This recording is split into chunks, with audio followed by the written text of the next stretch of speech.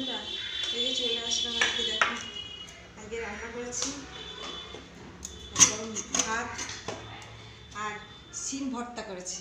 এই দেখো, এই যে ওর বাবা খেয়ে আবার এটার উপরে রেখে গেছে।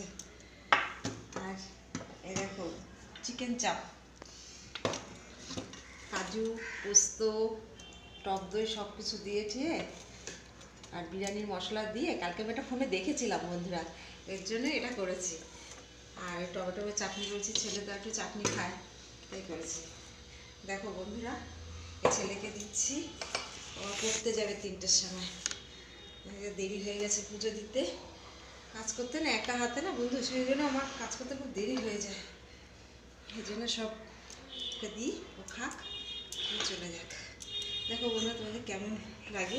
এই দেখো কেমন হয়েছে আমি বলতে পারবো না, কিন্তু